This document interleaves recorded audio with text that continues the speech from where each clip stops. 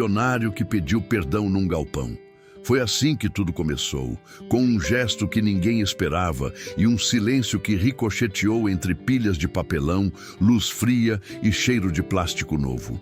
Para entender esse instante, é preciso enxergar de perto quem respirava esse ar muito antes de a comitiva de ternos justos e relógios brilhantes cruzar o portão de metal. Marina tem 26 anos e um uniforme marcado pela insistência. Auxiliar no Centro de Distribuição 17 da Lacerda Log, aprendeu a ler o pulso do galpão como quem decifra uma partitura. São Paulo acorda batendo em chapas e persianas. Ela responde em voz baixa, assoviando um samba-canção enquanto organiza caixas com a calma de quem sabe que as mãos também narram. No bolso esquerdo da calça, guarda pequenas relíquias, bilhetes antigos do metrô, comprovantes de recarga do bilhete único, cada um com uma data, uma estação, um rumo que quase foi ou que promete voltar. Para quê? Para lembrar que caminhos existem mesmo quando ninguém repara.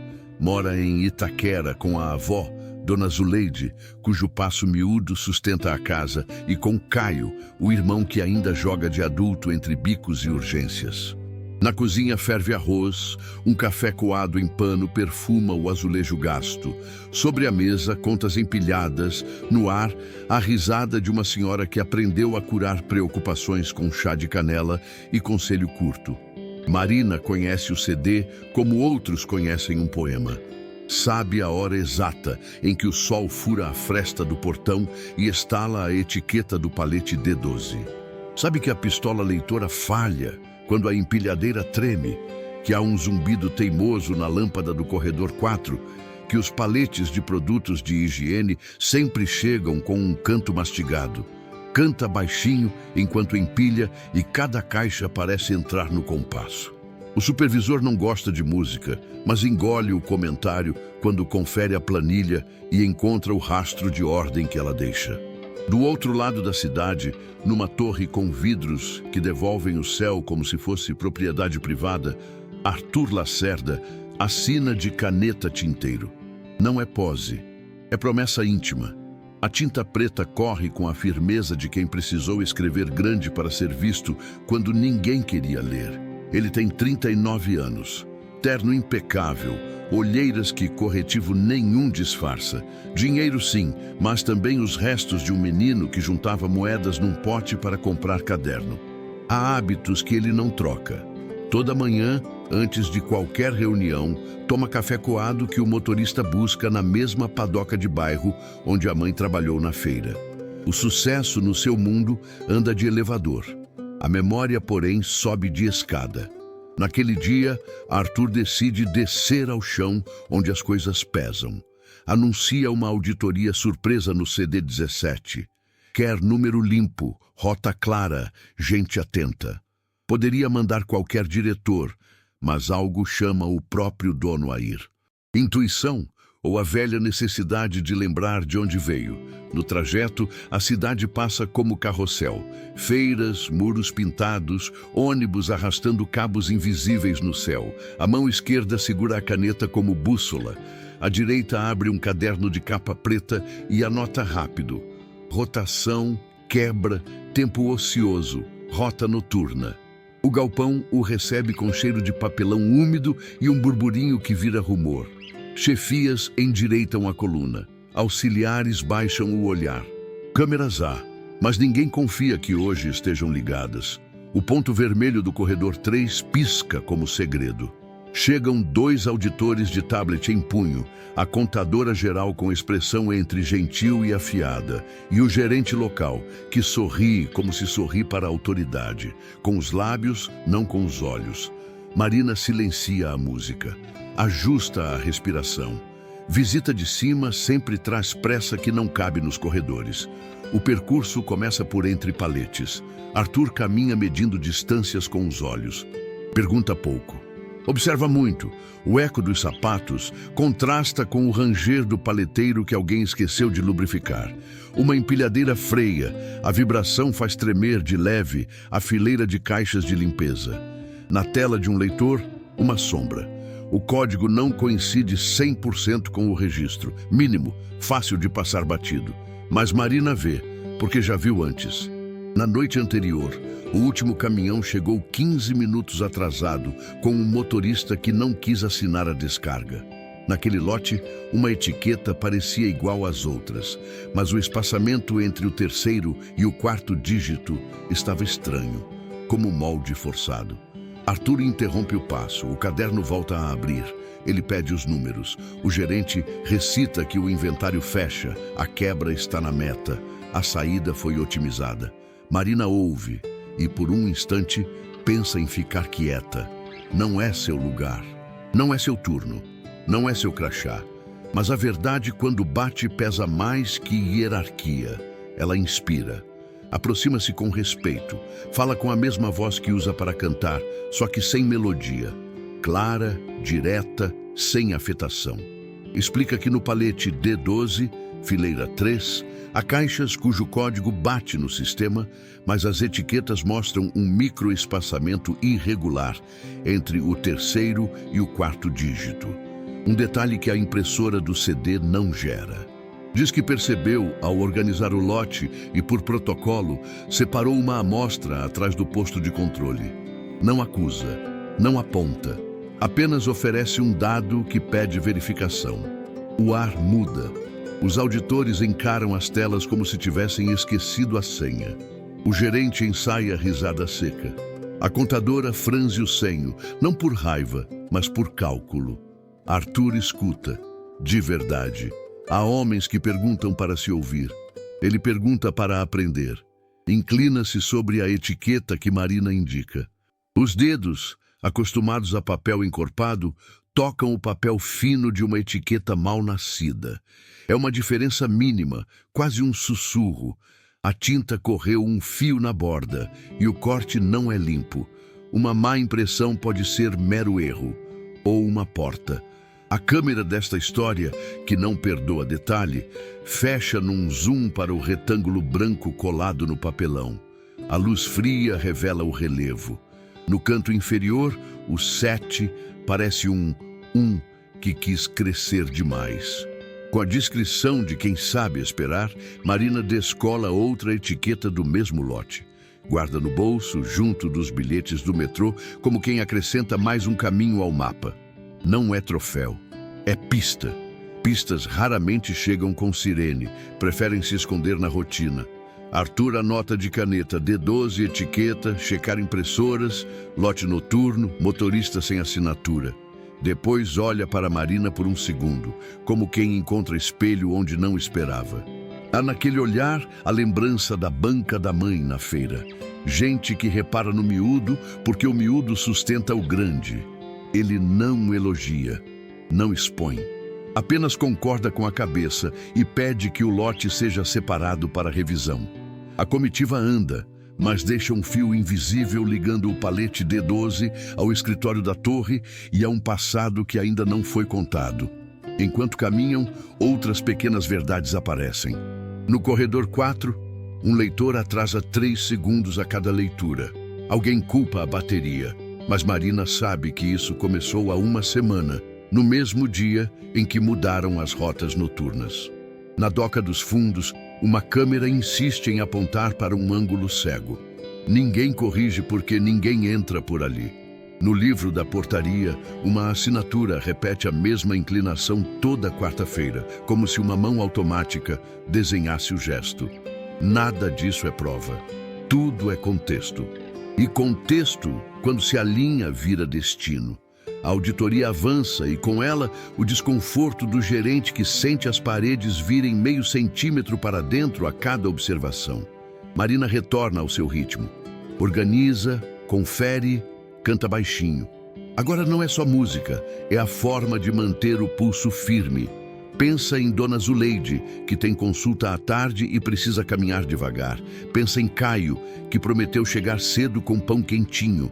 Pensa na coleção de bilhetes, Corinthians Itaquera, Sé, Clínicas. Cada estação, uma decisão. E então, sem sirenes nem discursos, planta-se a semente do gesto que dará nome a esta história. Um homem acostumado a mandar escolhe, por um instante, voltar a escutar. E uma mulher acostumada a permanecer invisível decide, por um instante, se deixar ver. Quantas vidas mudam num segundo assim? Quantos mundos se movem quando alguém guarda uma etiqueta no bolso? Se histórias de justiça e recomeço falam com você, fortaleça este canal para que possamos contar mais. Curta este vídeo, ative o sininho das notificações, compartilhe com quem precisa de esperança e comente suas impressões, sugestões e de onde você nos acompanha. A sua voz também escreve este relato. A tarde cai sobre o CD-17 e a cidade morde os dentes para outra noite. Do lado de fora, buzinas desenham seu próprio bolero. Do lado de dentro, a etiqueta no bolso de Marina pulsa como tambor miúdo. Nada explodiu ainda. Ninguém foi acusado. Mas o tabuleiro já mudou. E, embora poucos percebam, a história do milionário que pediu perdão num galpão começou aqui. Com um olhar que ousou ver e com uma prova frágil como papel. Capaz, no entanto, de sustentar um destino inteiro. O dia seguinte não trouxe sirene, trouxe poeira. Entrou pela doca dos fundos como vento que encontra a fresta. O mais novo do turno, apressado para bater a meta que nunca parece suficiente, escorregou no pó fino que os paletes deixam no chão. A caixa virou no ar, o tornozelo torceu, o corpo caiu com um estalo que fez o corredor inteiro prender a respiração. Em segundos, começou o efeito dominó. Carrinhos desalinhados, leitor apitando fora de ritmo, vozes elevadas tentando cobrir o barulho que crescia. Foi Marina quem freou o caos, um gesto curto, seguro. Ergueu o braço, travou a esteira manual, formou com 2 colegas um corredor humano, riscou o chão com fita zebrada que guardava no bolso e orientou com frases simples, sem humilhar ninguém. Primeiro, ar. Depois, espaço. Só então, o corpo no piso. O estoquista respirava, mas o tornozelo inchava como se escondesse um segredo. Ao lado, um capacete barato aberto ao meio, a viseira pendurada como promessa que não se cumpre. A sirene interna tocou. O gerente apareceu com o manual embaixo do braço, mas sem olhar de fato para o que importava. Sugeriu manter a linha e ver depois. Marina não discutiu.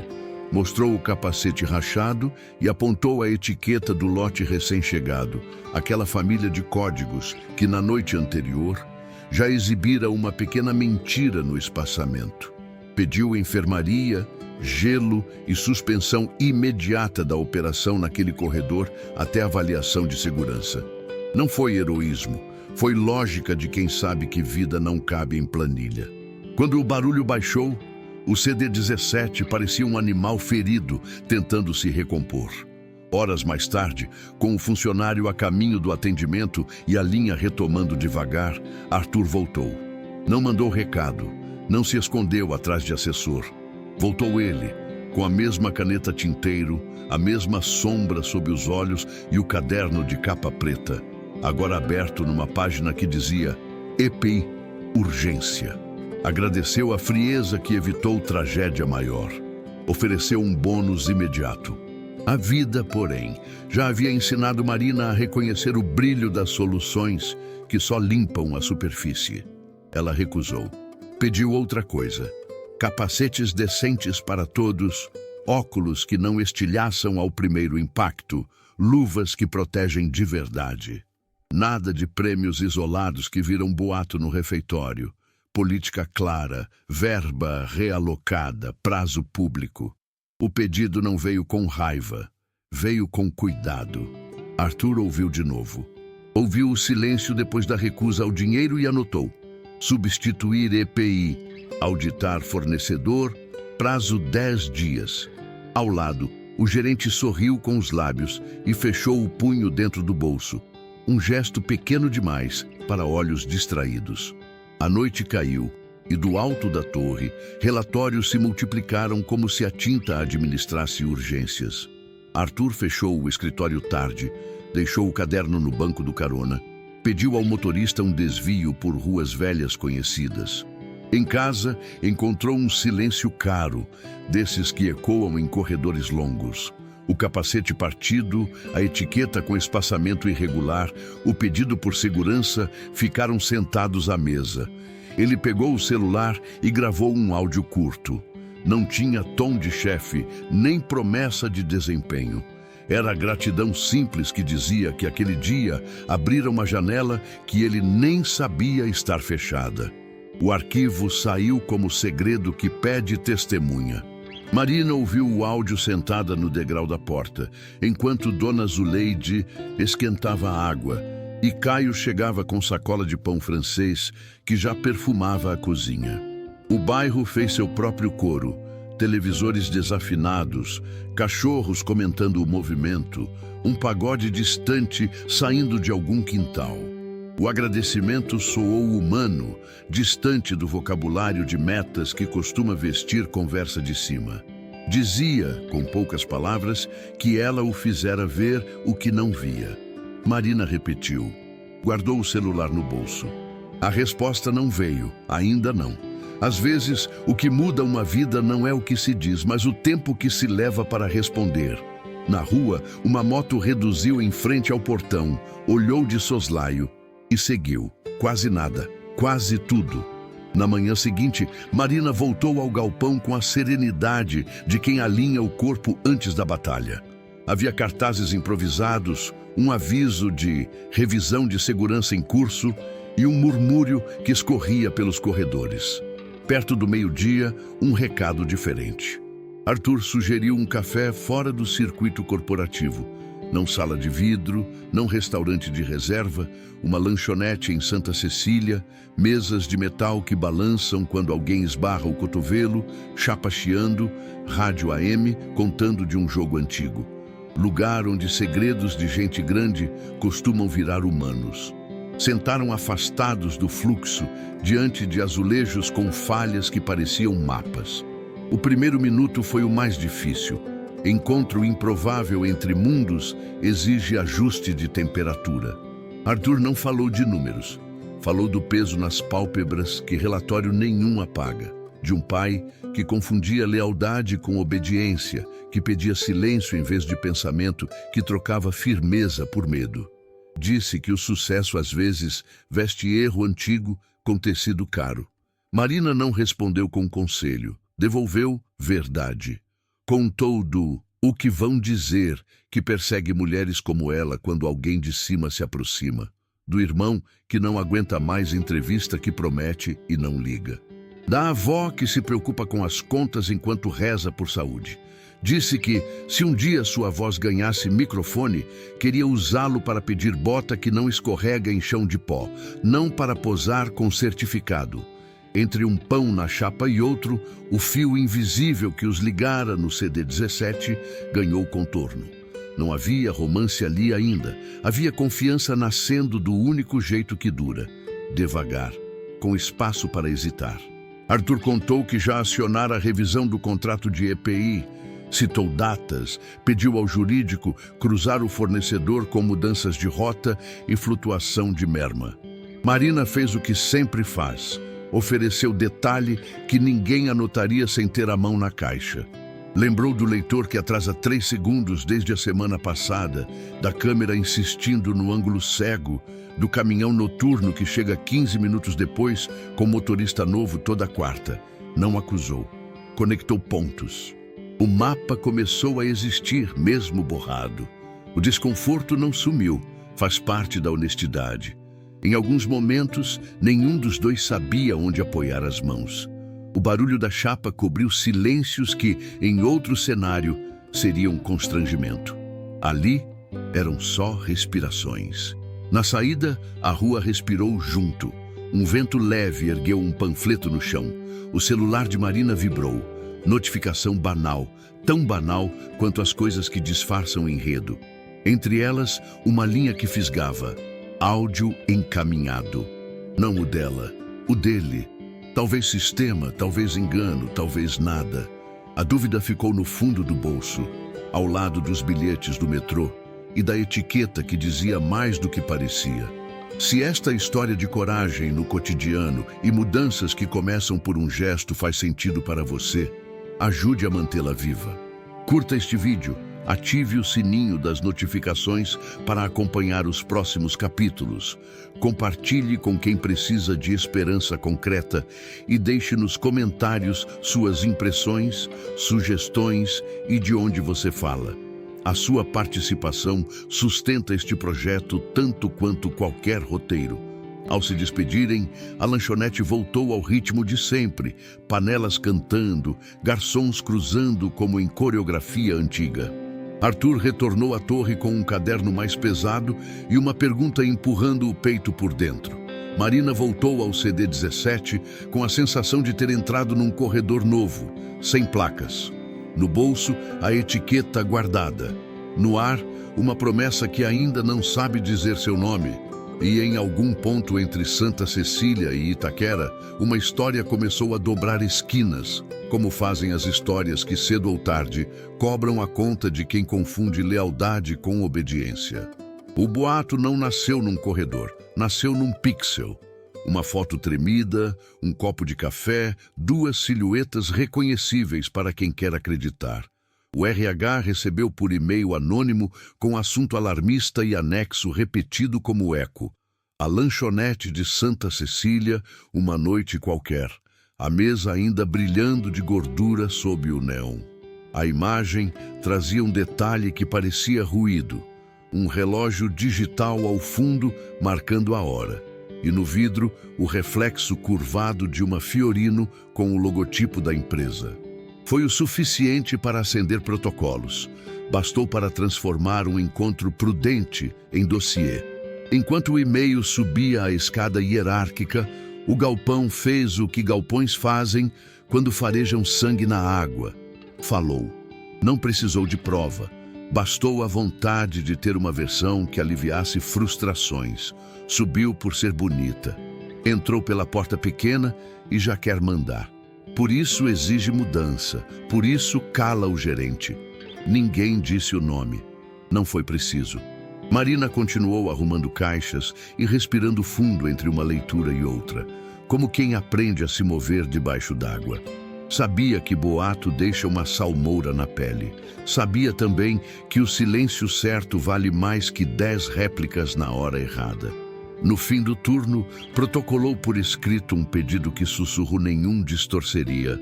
Mudança diária. Não para subir, não para ficar perto, para ganhar distância. Propôs rodízio para a central de inventários enquanto durasse a auditoria de EPI e até o fechamento do processo com o fornecedor. Quis cortar de raiz qualquer dependência direta de Arthur. Quis permanecer mais longe. Explicou com a clareza de quem sabe que ética não é enfeite, é viga de sustentação. No formulário, 3 linhas bastaram. Evitar conflito de interesse, proteger a investigação, proteger seu nome. No verso, guardou a etiqueta do D12, não como amuleto de sorte, mas como bússola. O gerente local processou a solicitação com uma agilidade suspeita. Ofereceu um temporário que cheirava a castigo. Arquivo físico numa sala sem janelas, distante do pulso real da operação. Foi um sorriso sem dente. Marina leu as entrelinhas. Recusou com cortesia.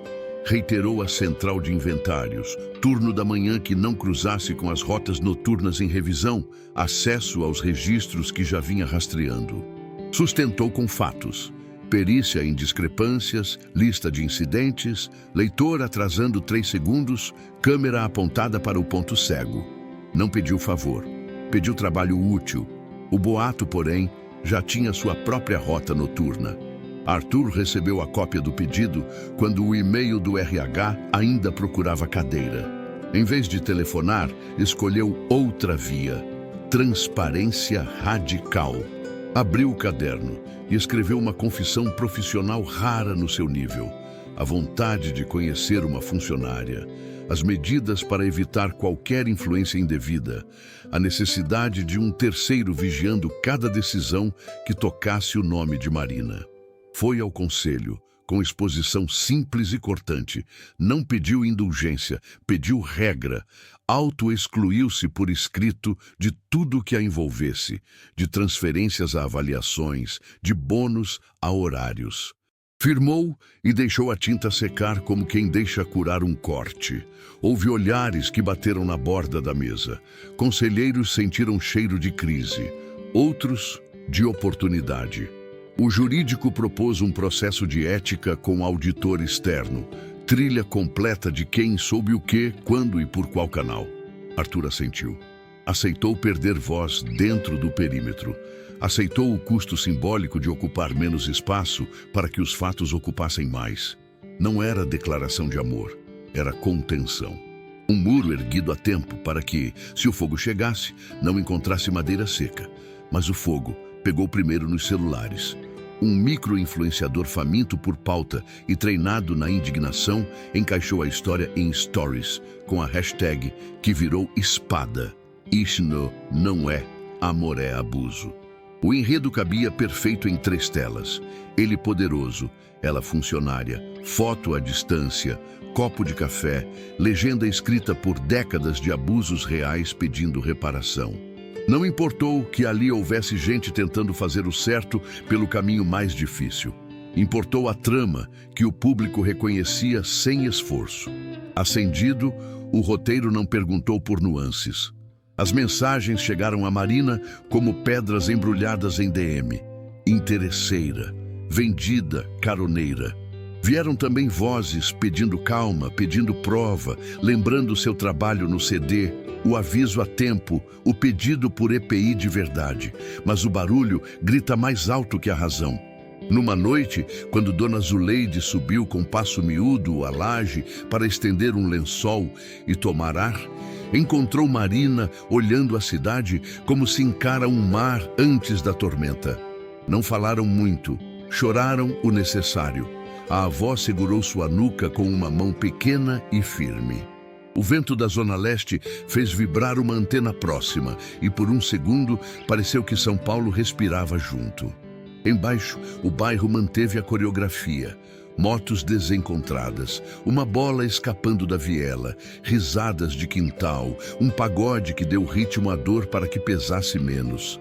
Marina pensou em pedir demissão, pensou em arrancar o nome de qualquer planilha que a colasse a uma história que não escolheu. Mas pensou também nos capacetes novos, chegando aos CDs, nos óculos que não se quebravam na primeira fagulha, na lista de colegas que, apesar do ruído, deixavam um biscoito no armário ou um obrigado rabiscado. Pensou na etiqueta do D12, no leitor com 3 segundos de atraso, no caminhão das quartas. As peças não se mexeram por acaso. Alguém empurrou.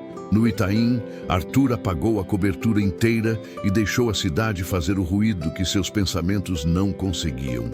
Não quis cozinha autoral nem delivery. Desceu à esquina e comeu um misto embrulhado num papel que estalava como lembrança. Comeu de pé, na bancada fria, sem olhar para o celular que vibrava a intervalos com alertas de reputação, conselhos de crise, gráficos de alcance. Leu o relatório preliminar do Comitê de Ética. O áudio que gravara aparecia como encaminhado antes de chegar a Marina, um detalhe técnico que um analista havia sublinhado sem explicação clara. Alguém interceptou um impulso humano e transformou em combustível. O rastro não apontava para a lanchonete, apontava para um servidor interno. Na segunda-feira, a central de inventários aceitou a transferência de Marina com condições respeitosas. Tarefas definidas, dupla supervisão, reporte direto a uma gerência sem vínculo com o CD17. A decisão saiu sem adjetivos. Em paralelo, o comitê publicou nota breve. Revisão de processos e relações de poder em curso, anonimato preservado, medidas cautelares contra retaliação. Era um parágrafo limpo, quase asséptico, tentando pôr gelo onde ainda ardia. No galpão, porém, os olhos continuaram medindo Marina como se avaliassem produto com etiqueta duvidosa. Ela sustentou tudo com a calma reservada às tempestades longas. O micro-influenciador, alimentado pela maré, publicou outra sequência. Agora com gráficos, linha do tempo e conclusão apressada. O que não mostrou foi de onde saiu a primeira foto, quem a tirou, porque o reflexo do logotipo no vidro casava com a hora exata em que um e-mail interno fora aberto pela primeira vez numa mesa do RH. A coincidência cheirava a roteiro. Coincidência precisa de mais, deixa de ser coincidência. Vira aviso. Marina se agarrou ao que a trouxe até ali. O trabalho minucioso, a lista de pequenas verdades que, alinhadas, revelam o desenho que o olho apressado não vê. Na nova mesa, tampo limpo, cadeira que não manquitola, janela entregando um retângulo de sol, abriu registros de lote, assinaturas de entrada, tempos de leitura. Não caçava culpado. Buscava padrão. Na margem, anotou o que já intuía. Toda quarta tem motorista novo, caminhão atrasado e merma dentro do aceitável. E toda quarta, curiosamente, um pico de conversa em rede, puxado por perfis recém-criados que repetem a mesma frase com a mesma pontuação. Não eram provas, eram setas. Arthur, por sua vez, manteve a palavra dada ao conselho. Não ligou, não escreveu, não apareceu em corredor onde sua presença pesaria mais que qualquer número. Seguiu obcecado com o plano de EPI e com a auditoria do fornecedor. Empurrou a mudança de rotas. Perguntou a si mesmo se a ética basta quando o relato público já te escolheu vilão ou herói sem consulta. Na borda do caderno, deixou 2 colunas frente a frente. Proteger a investigação. Proteger Marina. Não se excluíam, pediam equilíbrio. A pergunta que batizou esta etapa não achou resposta. Amor ou abuso de poder? No galpão, virou arma de arremesso. No conselho, virou alerta jurídico. No celular de Marina, virou ferrão. Na casa de Dona Zuleide, virou oração. E por baixo do ruído, outra pergunta crescia, silenciosa. Quem ganha quando se destrói a reputação de quem tenta mexer no que não convém a poucos? Se esta história faz você pensar no custo de escolher o certo quando tudo empurra ao contrário, apoie este projeto para que siga vivo e honesto. Curta este vídeo, ative o sininho das notificações para não perder os próximos capítulos, compartilhe com quem precisa ouvir uma história de dignidade e deixe nos comentários suas impressões. O que você acha de tudo isso e de onde você nos acompanha? A sua voz importa neste relato. No fim do dia, Itaquera e Itaim guardaram seus próprios silêncios. Marina desceu da laje com os olhos vermelhos e a coluna reta. Arthur deixou o prato vazio na pia e o caderno aberto sobre a mesa. No bolso dela, a etiqueta. No dele, a caneta.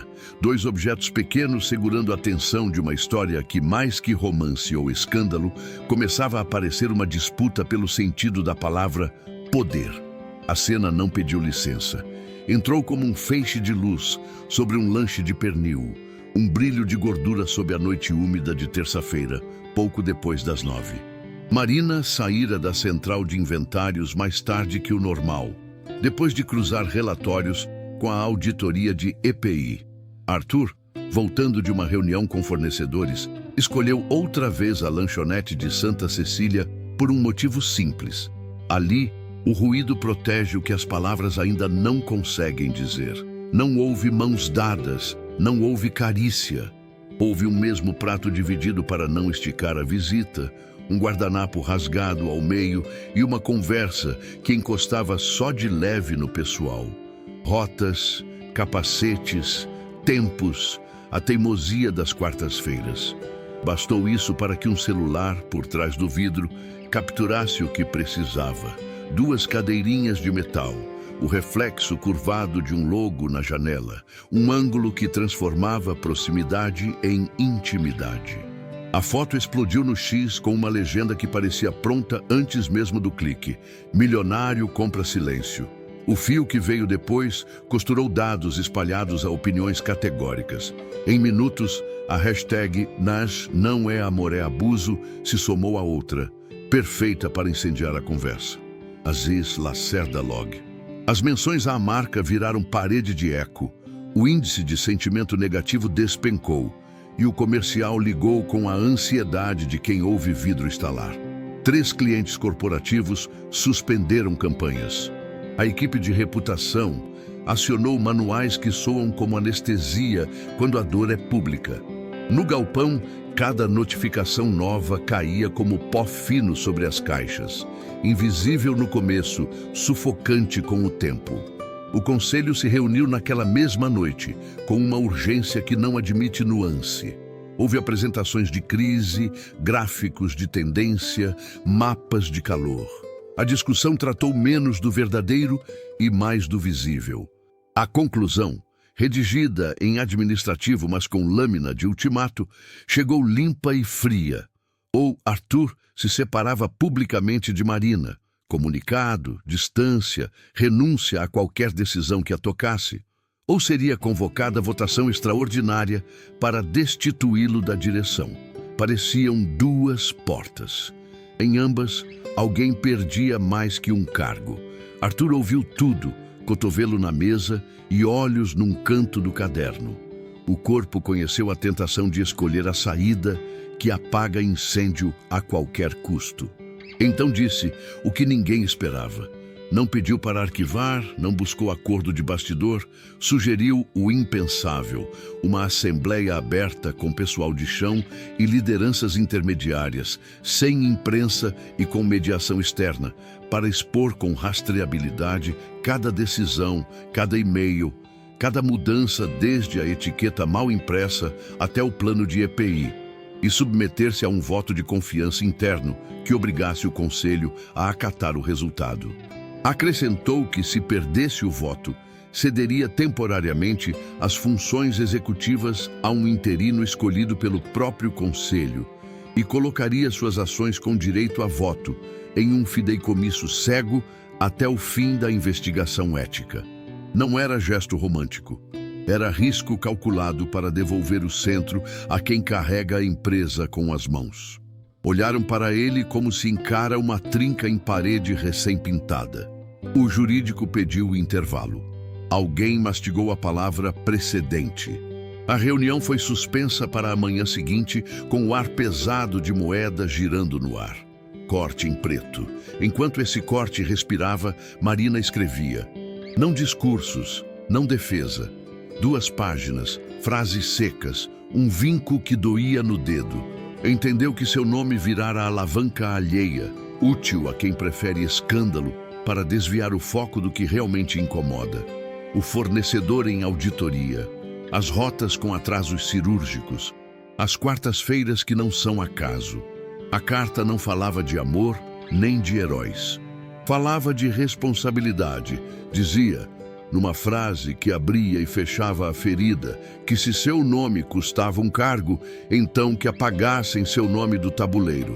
Não por aceitar a mentira, mas por negar à mentira o direito de decidir por ela. Achou um envelope simples, desses que cabem em qualquer bandeja, enfiou a carta e, como marcador, a etiqueta mal impressa que guardava desde o palete D12. Não era lembrança. Era mapa. Na aba, só 2 iniciais. Deixou o envelope na recepção da central de inventários antes do amanhecer, quando a cidade ainda respira pela metade.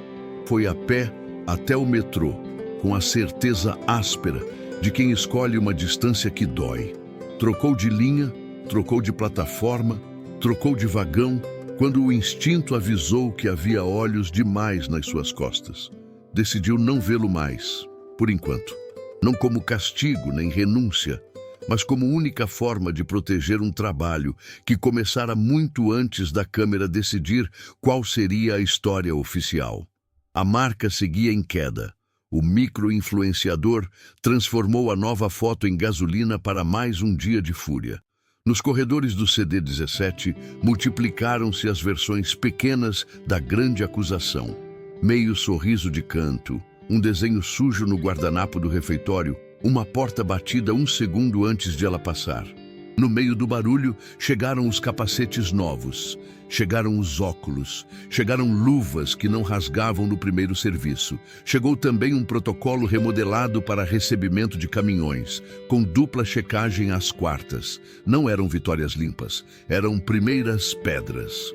Na noite seguinte ao corte em preto, Arthur ficou acordado com a carta sobre a mesa e a etiqueta como alfinete. Leu a frase central até gastá-la por dentro. Entendeu que aquelas linhas não eram rendição, eram estratégia moral. Se a assembleia acontecesse, que fosse sem a sombra dele por cima. Se o voto o expulsasse, sairia com a dignidade de quem protegeu a investigação até de si mesmo. Se o voto o mantivesse, a empresa não poderia andar como antes.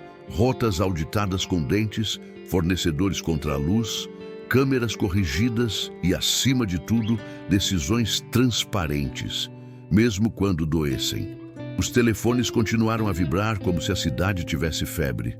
Algoritmos mastigaram o lanche de pernil até transformá-lo em moralina e espetáculo. Ninguém fotografou, porém, Dona Zuleide aquecendo leite para Marina adormecer, nem o estoquista que, com o tornozelo para cima, olhou o capacete novo e sussurrou que agora parecia de verdade. Ninguém postou o silêncio de uma cobertura apagada com um envelope branco sobre a mesa. Mas foram essas cenas, invisíveis ao trending, que sustentaram o peso do capítulo como vigas sob o palco.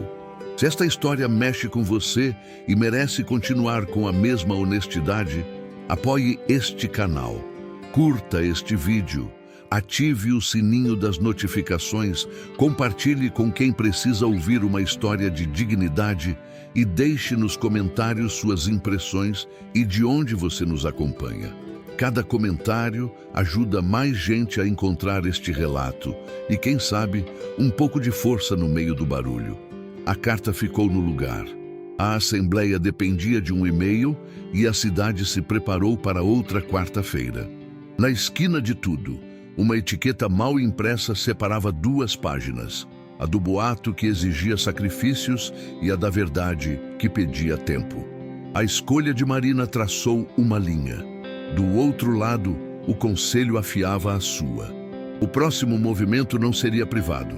Seria uma sala cheia de mãos calejadas, uma voz que respira fundo antes de falar e um voto que, pela primeira vez, faria o poder estalar de baixo para cima. A assembleia começou antes de qualquer palavra. Começou com a luz branca do auditório, acendendo ao mesmo tempo em todas as telas da empresa. Transmissão interna para centros de distribuição, escritórios e equipes de rota. E um contador subindo na base do vídeo como se marcasse o pulso de uma criatura gigante. Um mediador externo conferiu o quórum. O comitê de ética ocupou a primeira fila. Atrás, em degraus, lideranças conferentes ainda com o colete do turno, administrativos de olho cansado de planilha. Celulares proibidos por 1 hora. O silêncio, ao contrário, foi convidado. Arthur subiu ao palco sem a sombra do cargo. Terno escuro, caderno de capa preta na mão, a caneta tinteiro guardada como se fosse arma descarregada. Não exibiu gráficos, não buscou slogans. Foi direto ao ponto que poderia quebrar ou recompor a casa. Anunciou que transferia 80% de suas ações para um fideicomisso de colaboradores, com direito econômico e voto ponderado por tempo de casa e horas efetivamente trabalhadas, início imediato, cronograma público, auditoria anual independente. Explicou que os 20% restantes ficariam sob travas, nada de dividendos pessoais, até que metas verificáveis, segurança, salário base e rotatividade fossem cumpridas por uma comissão mista. Anunciou também sua renúncia ao cargo de CEO, efetiva ao final da Assembleia, com interinato indicado pelo Conselho e supervisionado pelo próprio fideicomisso. Disse que a empresa precisava aprender a respirar a partir do piso e que, se o nome que a fundou atrapalhava, era melhor tirá-lo da porta do executivo. A sala não aplaudiu. Não por frieza, por incredulidade. Caíra a primeira parede. Então veio o passo que ninguém imaginou. Arthur apresentou um documento registrado em cartório naquela manhã. Um acordo pré-nupcial unilateral, público, estipulando que, no improvável caso de ele e uma funcionária virem a se relacionar e até se casar, ela teria 0 direitos econômicos sobre seu patrimônio, ações ou bens presentes e futuros.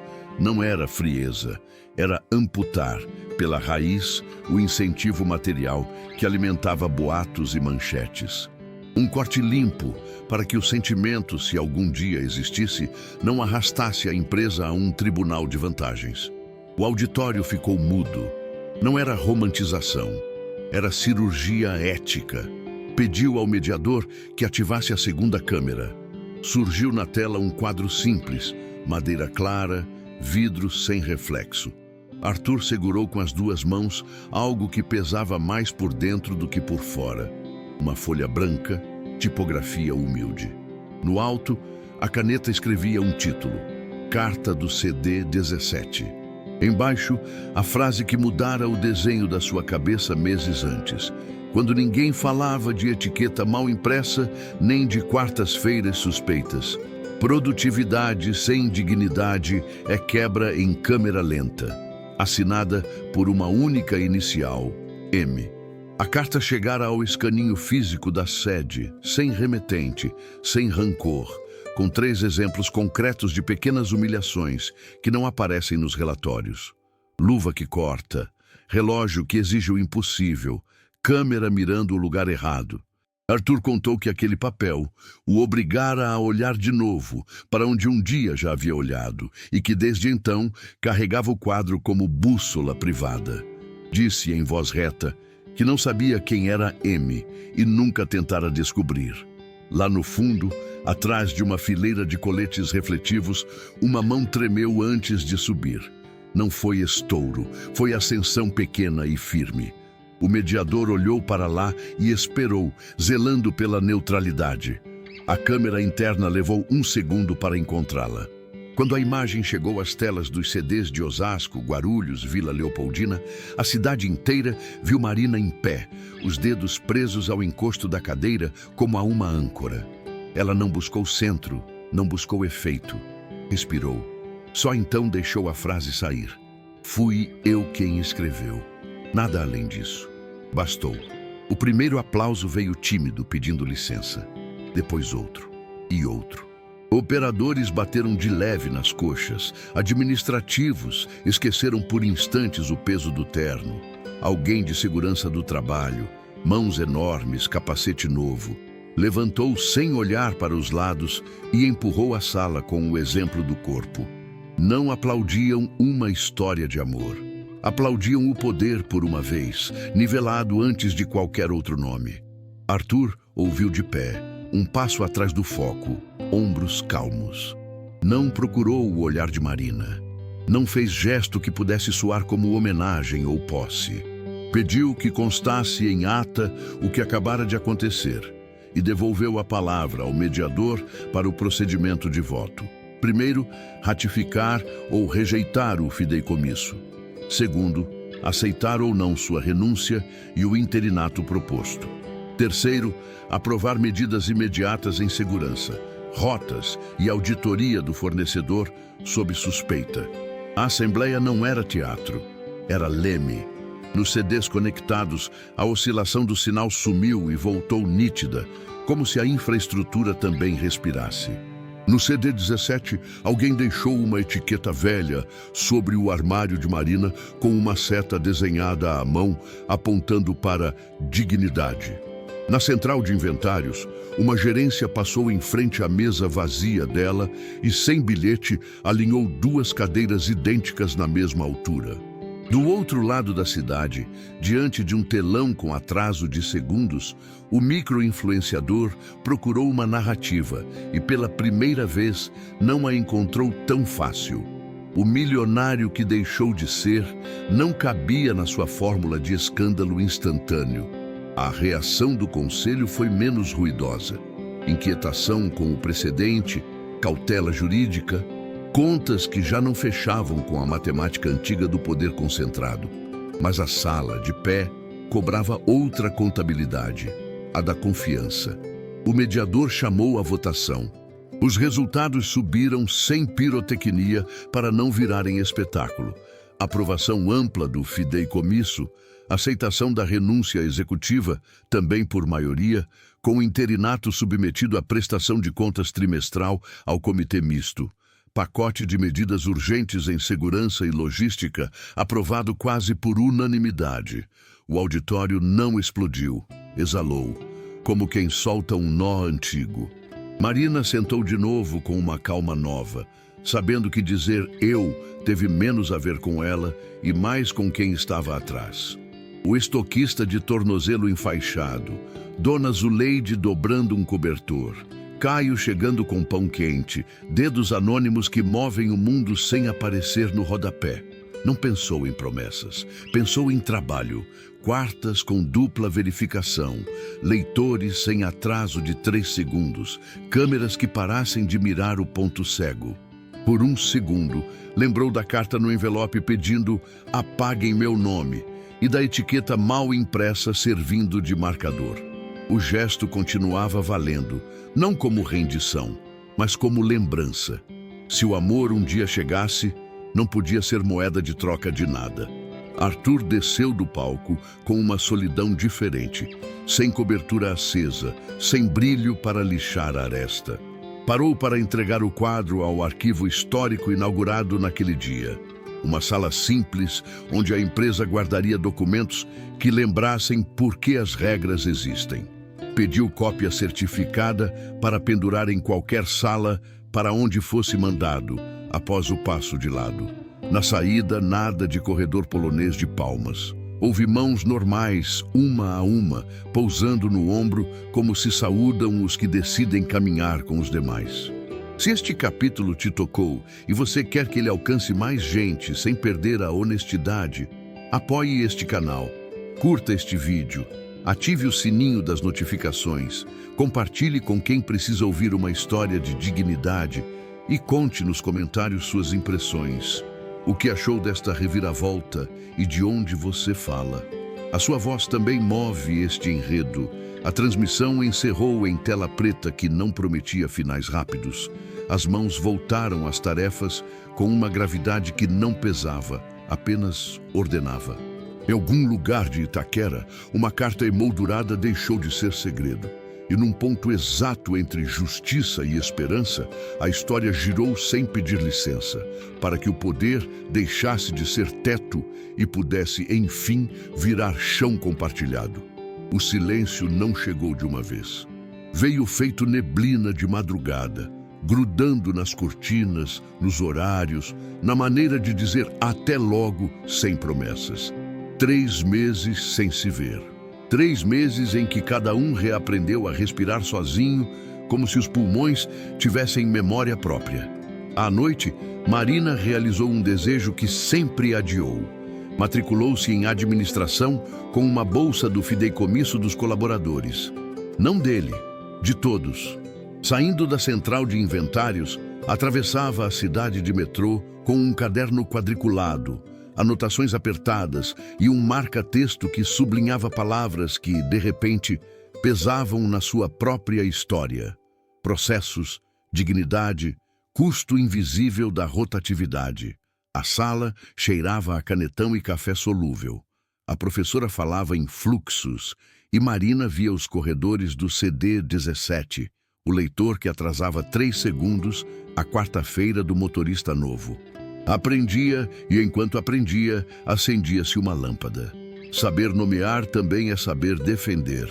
Arthur, longe das torres, entrava toda a tarde pela porta lateral de uma cozinha comunitária na Zona Leste.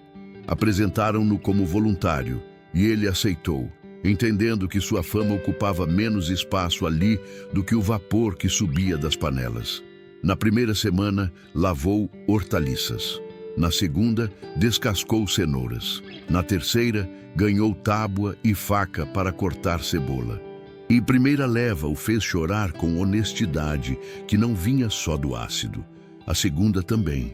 Na terceira, uma cozinheira lhe ensinou a respirar pela boca, a não apertar os olhos, a deixar o corte seguir reto, sem violência. Aprendeu a não chorar por causa da cebola e a chorar quando preciso, por outras coisas. Aquele refeitório lhe ofereceu um jeito concreto de pertencer. A fila de pratos servidos, crianças pedindo só mais um pouquinho de arroz. Um senhor que agradecia sem encarar. Ali, o nome dele era um avental pendurado ao lado de muitos. A empresa se recompôs, não de um dia para o outro, mas como se calça o pé que faltava a uma mesa torta. Os índices de segurança melhoraram e, pela primeira vez em anos, os gráficos vieram como alívio, não desculpa. A sinistralidade caiu, os EPIs deixaram de se partir ao primeiro serviço, as rotas das quartas ganharam dupla verificação. O salário base subiu em degraus pequenos e visíveis, e a distância entre promessa e olerite começou, enfim, a encurtar. No início, a imprensa veio por curiosidade mórbida. Depois, por respeito. As matérias aposentaram a foto da lanchonete para falar de governança e de um fideicomisso financiando bolsas, creches e transporte noturno. A marca, tateando a voz nova, aprendeu a dizer: ainda não sabemos, sem soberba, e erramos, sem rodeios. Chamaram Marina para uma sala clara, janela sem cortina. Ofereceram supervisão, não na casa de sempre. Em outra planta, outro time, outro CEP, outro gerente que não lhe devia nada e não a temia. Aceitou com uma condição: manter um pé onde aprendeu a andar. Auditoria em campo, mão na caixa. Visita sem aviso. Não queria uma cadeira que a afastasse do pó onde nascem os erros. A promoção chegou sem fanfarra. Uma rota nova para decorar, nomes ainda desconhecidos e um tabuleiro que, pela primeira vez, havia como quem decide, não só como quem executa. No bairro, Dona Zuleide caminhava melhor, talvez por ver a neta dormindo sem sobressaltos.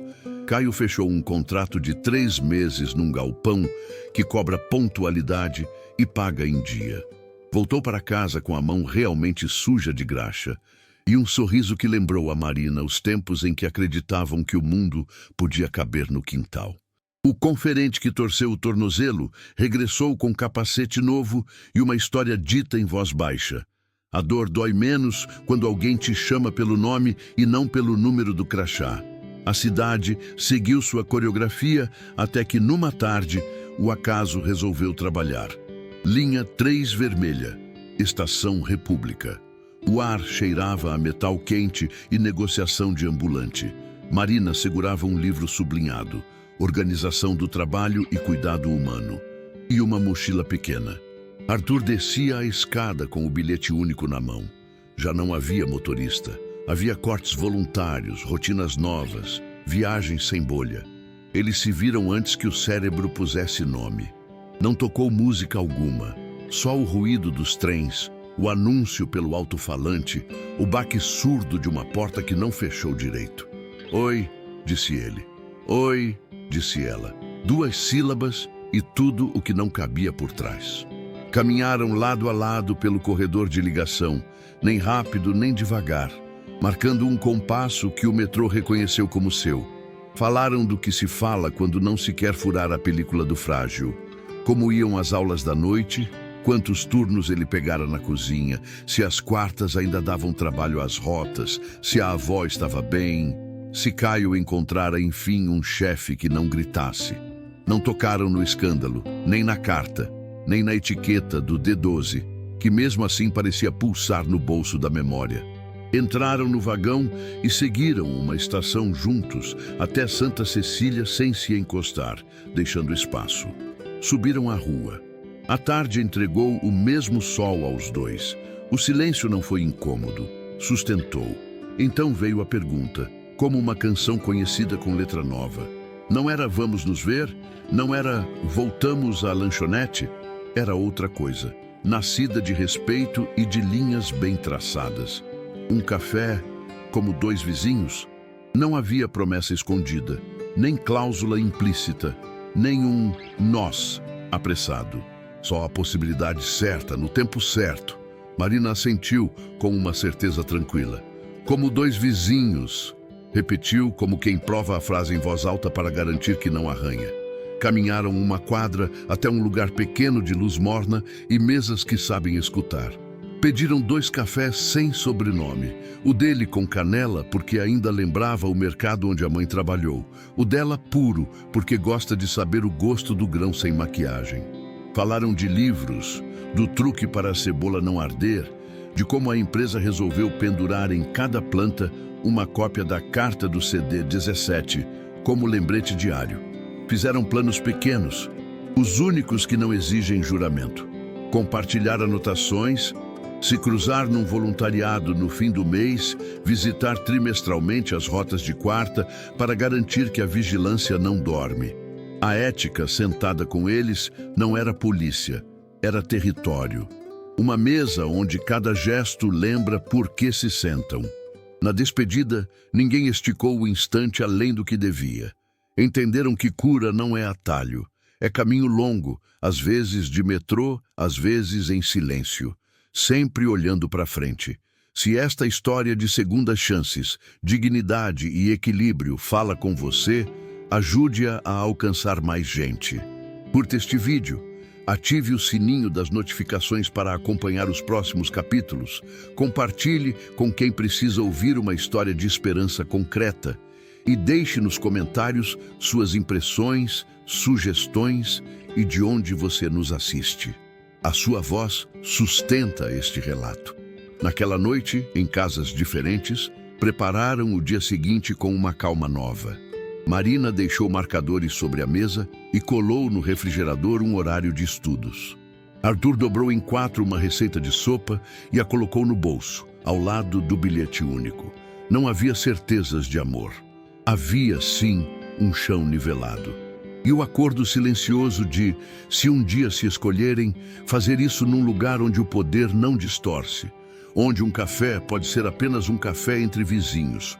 2 anos depois, a empresa respira diferente. O fideicomisso dos colaboradores é dono de ações de verdade, não de enfeite.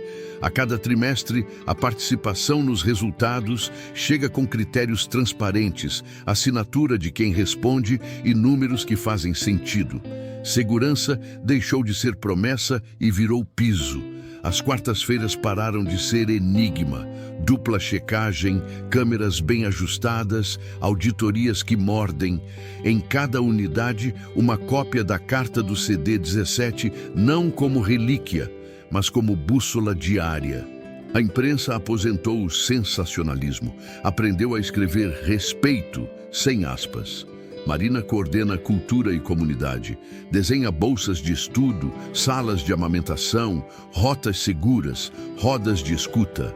Não se reporta a Arthur, presta contas a um comitê misto que aprendeu a fazer as perguntas incômodas. Na sala, uma janela larga e uma mesa baixa onde cabem nomes, não só números. Na parede, um mapa de São Paulo com alfinetes coloridos, onde há creches, onde falta luz, onde a cozinha comunitária precisa de mais mãos. A agenda a leva de volta aos corredores que conhece de olhos fechados. Nunca esquece de se abaixar para ler a etiqueta à altura do chão, onde a verdade costuma começar. Dona Zuleide exibe fotos na vila como quem abre um oratório. Tira de uma latinha forrada de flores e convida o vizinho a olhar uma vida que se endireitou. Marina de capacete numa planta nova, Caio de macacão e contrato estável. O conferente que um dia torceu o tornozelo e hoje ensina novato a entrar no turno sem medo. Sorri com a serenidade de quem descobriu que dignidade não é luxo, é alimento. Arthur já não estampa manchete. É uma assinatura discreta em atas e um avental pendurado às 5 da tarde na cozinha comunitária da Zona Leste. Aprendeu a picar cebola sem chorar e a chorar no tempo certo, pelo que importa. Os dias têm menos mármore e mais banco de feira. Na mochila, um livro gasto de Drummond, páginas dobradas sobre poemas que falam de escolha. O reencontro que importa não aconteceu numa sala envidraçada, mas sob o coreto de ferro do Jardim da Luz, em tarde de domingo com garoa fina. A chuva que não espanta, apenas organiza. O parque guarda passos antigos, beija-flores riscam o ar por entre ipês tardios. Marina chega de capa simples e um caderno com ideias para o programa Vizinhanças Protetoras. Arthur já espera num banco de madeira, acompanhando o vai e vem de famílias e vendedores de balão.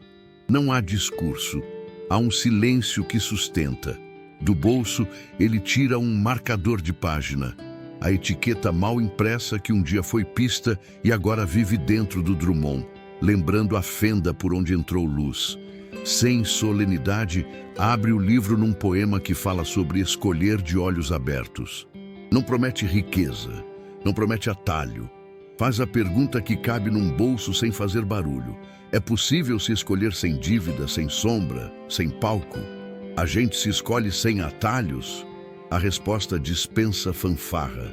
Marina assente com uma certeza tranquila. É um sim que não compra nada e ganha tudo. O sim de dois adultos que descontaram de antemão qualquer privilégio, blindaram o trabalho do amor e o amor do trabalho. Transformaram o acordo pré-nupcial em muro ético para que sentimento nenhum precise de recibo. É um sim com gosto de café simples, de caminhada de bairro, de visitas marcadas à cozinha e às plantas, de contas separadas e projetos comuns, de respeito que dispensa cenário. O mundo em volta segue seu curso. Um músico solta um samba-canção que parece ter esperado por eles. A garoa afina o ar. Uma criança corre atrás da bola que desenha círculos na poça. E ainda assim, algo terminou de mudar. Poder deixou de ser teto e jaula. Virou chão plano de onde dois podem se escolher. O que você estaria disposto a perder para amar sem dívida? Se este final tocou você e merece chegar a mais pessoas, fortaleça este canal. Curta este vídeo, ative o sininho das notificações, compartilhe com quem precisa ouvir uma história onde a dignidade vence e deixe nos comentários suas impressões, a cena que mais marcou e de onde você nos acompanha. A sua voz e a sua história também contam. O verdadeiro poder não está no dinheiro, mas no caráter. Toda traição encontra sua hora de ser desmontada. Nunca subestime quem enxerga o detalhe que sustenta o grande. E quando o amor chegar, que chegue sem dívida, para valer pelo que é, não pelo que compra.